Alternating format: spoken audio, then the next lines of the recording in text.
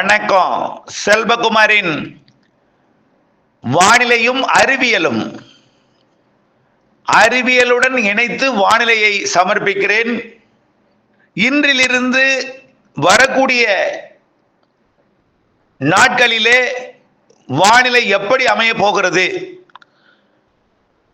பனிப்பொழிவு, குளிர், வெயில், மழை இவையெல்லாம் எப்படி அமையும் என்பதை பார்ப்போம். 2026 பிப்ரவரி 16 திங்கட்கிழமை அதிகாலை நிலவர ஆய்வறிக்கை. அதிகாரப்பூர்வ வானிலை அறிக்கைக்கு இந்திய வானிலை ஆராய்ச்சித்துறை அறிக்கையை பார்க்கவும்.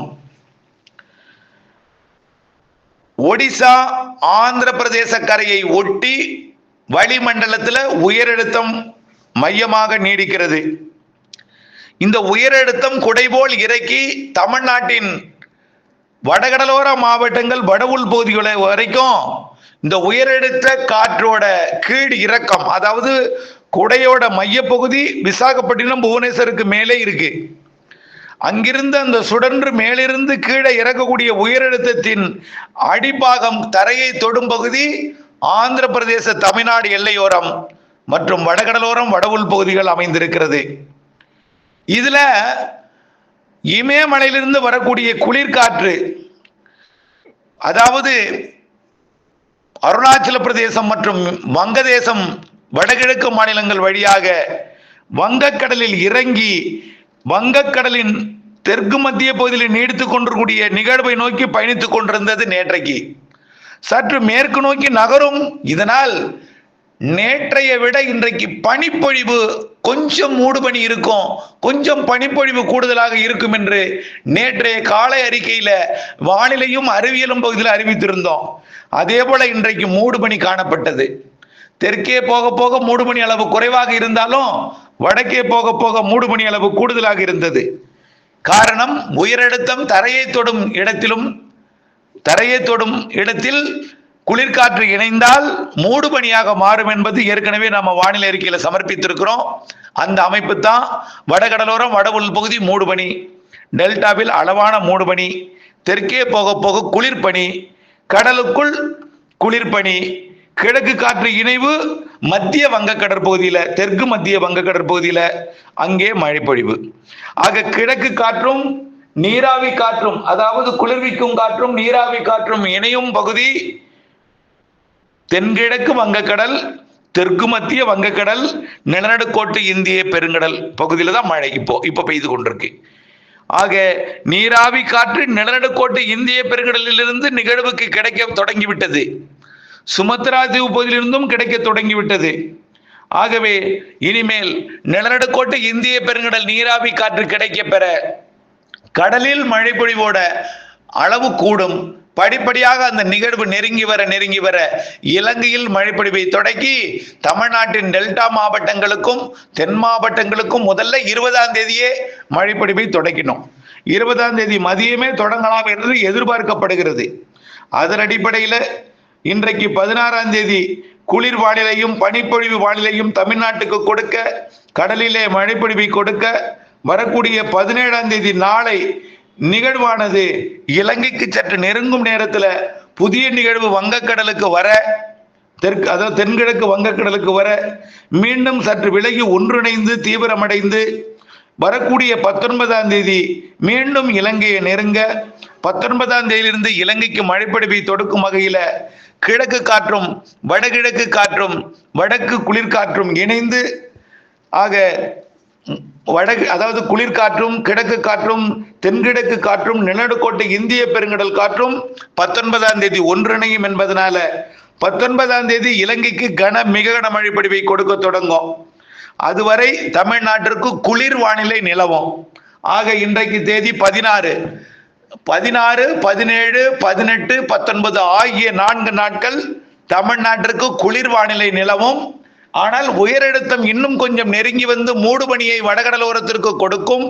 பிறகு அந்த உயரழுத்தமும் 19ஆம் தேதி விலகிவிடும். கிழக்கு காற்று வலுவாக நுழைய தொடங்கினோம் 19ஆம் தேதி. கிழக்கு காற்று என்பது நீராவி சுமந்து வரும் காற்று. ஆகவே அதை குளிர்விக்கும் அமைப்பு எங்கெல்லாம் இருக்கிறதோ அந்த இடத்துல மழைப்பொழிவை கொடுக்கும்.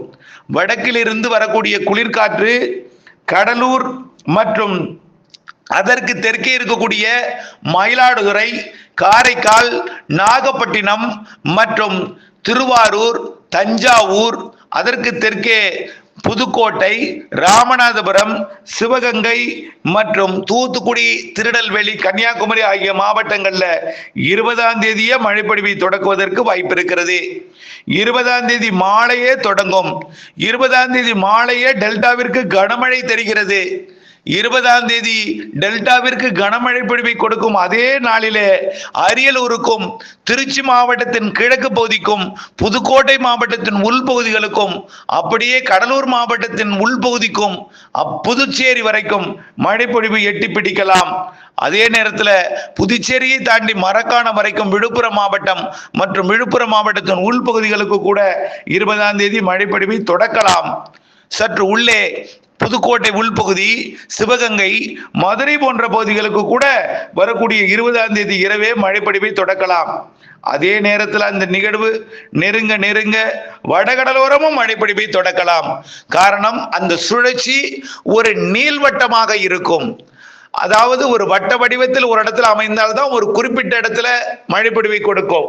அதாவது வடக்கே முன்னேற உயரழுத்தம் எதிர்ப்பு, அதே போல உள்ளே முன்னேற குளிரலையை எதிர்த்து போராடி உள்ளே நுழைய வேண்டும்.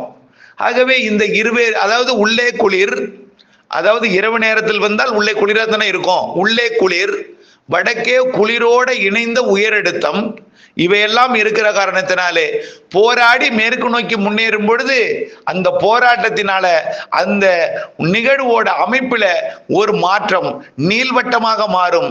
தமிழ்நாட்டின் கரையை ஒட்டி அந்த நீள்வட்டம் அமைந்து தமிழ்நாட்டின் கடலோர மாவட்டங்கள் வரைக்கும் அப்படியே முதல்ல மழைப்பொழிவைக்கு தொடுக்கும். பிறகு போராடி பொழுது விடிந்ததும் கொஞ்சம் கொஞ்சமாக உள்ளே வெயில் வந்ததும் மழைப்பொழிவு உள்ளேயும் கிடைக்க தொடங்கிடும். பனியை பின்னுக்கு தள்ளிவிட்டால், குளிரை பின்னுக்கு தள்ளிவிட்டால் அப்புறம் வந்தது ஆக்கிரமித்து விடும்.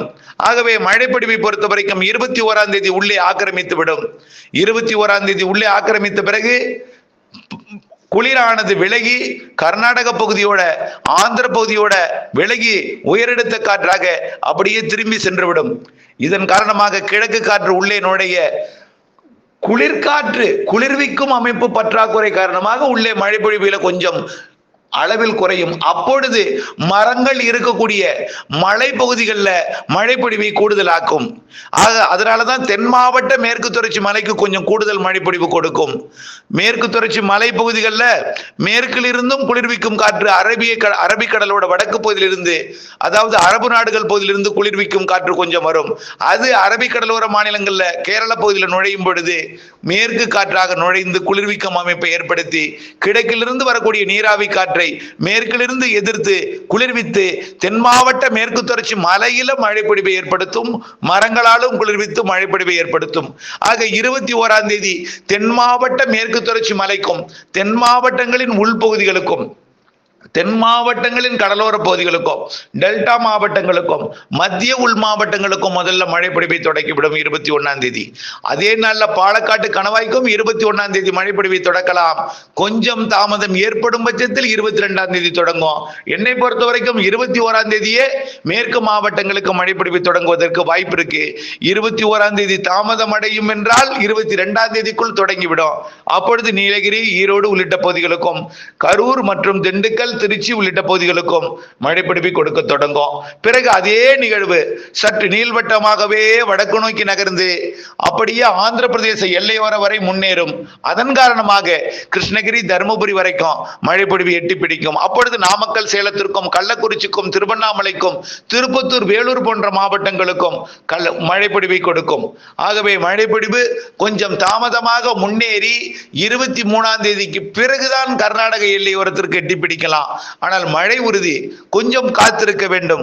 மழை தொடக்கம் டெல்டா தென் கடலோரம், பிறகு டெல்டா தென் உள்பகுதி, பிறகு படிப்படியாக தென் மாவட்ட மேற்கு தொடர்ச்சி மலை, பிறகு மத்திய மாவட்டங்கள், மேற்கு மாவட்டங்கள், வடகடலோர மாவட்டங்கள், அப்படியே தென் மாவட்டங்களுக்கு பெய்யும் பொழுதே வடகடலோர மாவட்டங்களுக்கு கிடைக்கும்.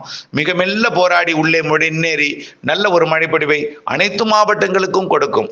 ஆக செட் ஆவதை பொறுத்து அன்றைக்கு மழைப்பொழிவு இடம் மாறும், மழை அளவு மாறும், மழை பொழியும் இடம் மாறும், அளவு மாறும், மழை பொழியும் நேரம் மாறும், நிகழ்வோட அமைப்பு இருக்குல்ல அதோட ஷேப்பை பொறுத்தும், அதோட அந்த ஷேப்னால எங்கிருந்து காற்று எங்க ஏறுது படத்தை எல்லாம் பார்த்தா புரியும். தெற்கிருந்து வருவது நீராவி காற்று, தென்கிழக்கிலிருந்து வருவதும் நீராவி காற்று, கிழக்கிலிருந்து வருவது கொஞ்சம் நீராவி கொஞ்சம் குளிர், வடகிழக்கிலிருந்து வருவது குளிர்காற்று, வடக்கிலிருந்து வருவது கடும் குளிர்காற்று. உயரழுத்தம் என்பது எதிர் திசையில் சுற்றும் பாருங்க. அதாவது கடிகார சுற்றில் சுழல்வது உயரழுத்தம், கடிகார சுற்றிற்கு எதிர் திசையில் சுழல்வது தாழ்வு அழுத்தம். இவை ரெண்டும் ஒன்றிணையும் இடத்தில் மழை பொழிவு இருக்கும். அது எது சக்தியோ, வங்கக்கடல் நிகழ்வு சக்தி பெற்றால் உயரழுத்தத்தை பின்னுக்கு தள்ளிவிட்டு ஆந்திர பிரதேசம் வரைக்கும் முன்னேறி கர்நாடகாவிற்கும் தெலுங்கானாவிற்கும் இது மழைப்பொழிவை மார்ச் 2ஆம் தேதி வரை முன்னேறி முட்டி மோதி கொடுக்கும் என்று எதிர்பார்க்கப்படுகிறது. இதுதான் இப்பொழுது ஆய்வறிக்கை. இணைந்தே இருங்கள் அப்டேட்ஸுடன். நன்றி.